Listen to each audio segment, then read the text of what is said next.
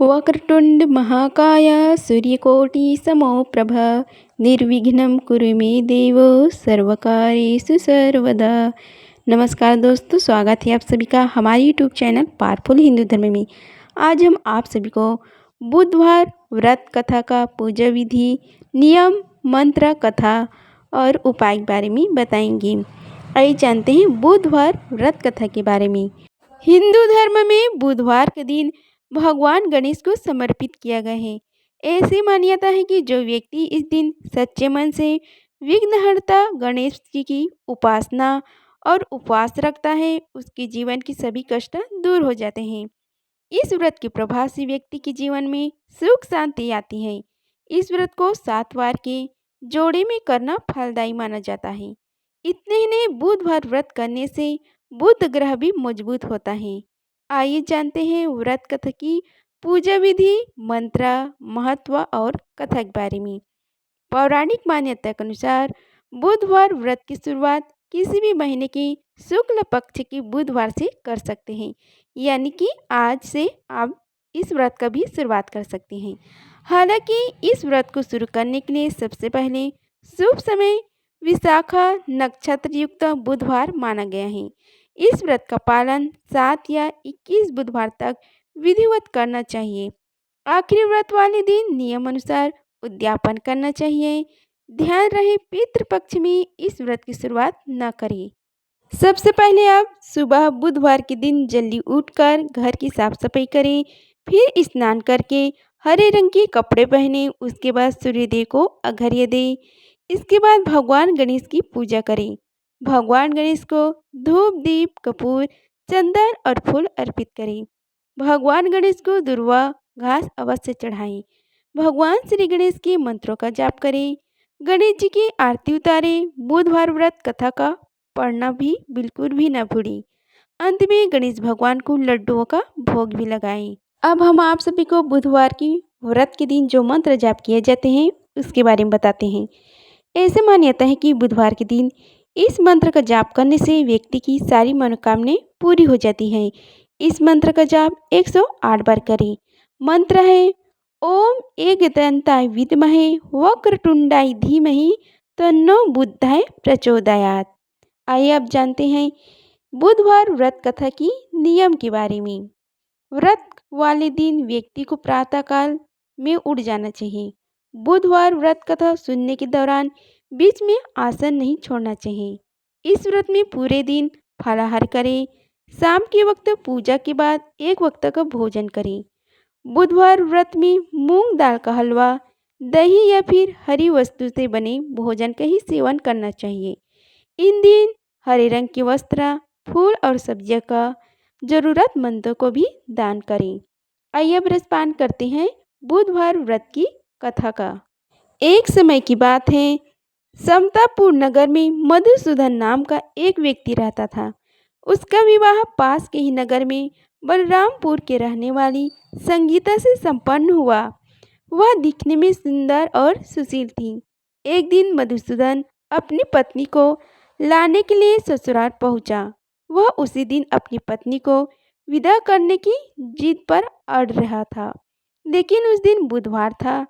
पत्नी के घरवाले ने समझाने लगे कि बुधवार के दिन यात्रा करना अशुभ होता है, पर वह नहीं माना। संगीता के घर वालों को उसे बुधवार के दिन ही विदा करना पड़ा। इस तरह वे दोनों बैलगाड़ी में बैठकर जाने लगे। कुछ दूरी तय करने के बाद रास्ते में बैलगाड़ी का एक पहिया टूट गया। फिर दोनों बैलगाड़ी से उतरकर पैदल यात्रा करने लगी। इसी बीच संगीता को प्यास लगी। तभी मधुसूदन पानी लेने गया। जब वह पानी लेकर लौटा तो हैरान रह गया। उसने देखा कि उसकी पत्नी के साथ उसका कोई हमशक्ल बैठा है। पास जाकर उसने हमशक्ल से पूछा कि आप कौन हो। इस पर उस आदमी ने कहा कि उसका नाम मधुसूदन है और वह संगीता का पति है।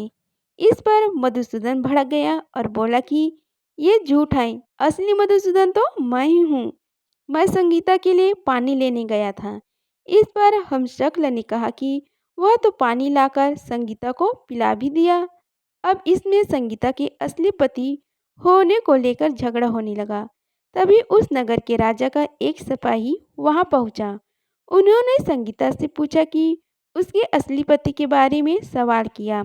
तब वह खुद दुविधा में थी। इस पर संगीता ने कोई जवाब नहीं दिया। फिर सिपाहियों ने उनको राजा के दरबार में पेश किया।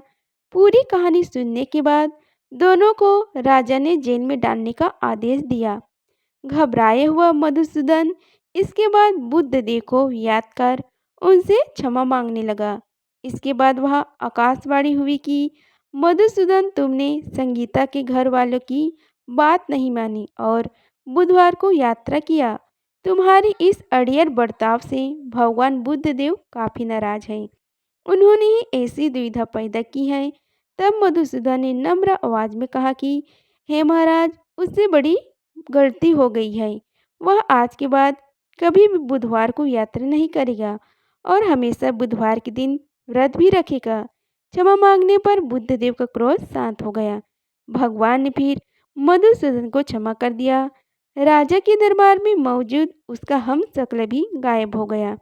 बुद्धदेव की कृपा से राजा ने फिर मधुसूदन और संगीता को विदा कर दिया। राजमहल से जैसे ही वे आगे बढ़े तो रास्ते में बैलगाड़ी भी सही सलामत मिल गई। दोनों एक साथ खुशी खुशी अपने नगर लौट गए। इसके बाद से वे हर बुधवार का व्रत रखने लगे। उनका जीवन सरल और सुखमय हो गया। उनके काम काज में भी उन्नति हुई। अब आइए जानते हैं इनके महत्व के बारे में। माना जाता है कि बुधवार का व्रत करने से सारे काम निर्विघ्न पूरा हो जाते हैं।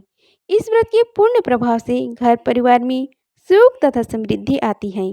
साथ ही बुद्धि तेजी होती है। कहते हैं जो व्यक्ति लगातार 7 बुधवार व्रत कर भगवान गणेश की विधि विधान से पूजा करता है, उसके घर में अन्न के भंडार और धन की कोई कमी नहीं रहती। वैदिक ज्योतिष के अनुसार इस दिन व्रत रखने से कुंडली में बुध ग्रह भी मजबूत होता है।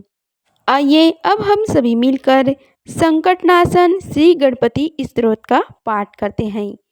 नारद पुराण से उद्धृत श्री गणेश का लोकप्रिय संकटनाशक स्तोत्र मुनि श्रेष्ठ श्री नारद जी द्वारा कहा गया है। इस स्तोत्र के पाठ से व्यक्ति के जीवन के संकट मिट जाते हैं। अतः इस स्तोत्र को भी श्री संकटनाशक स्तोत्र अथवा संकटनाशन गणपति स्तोत्र के नाम से भी जाना जाता है। आइए अब हम सभी मिलकर पाठ का आरंभ करते हैं। ओम श्री गणेशाय नमः। नारद उवाच।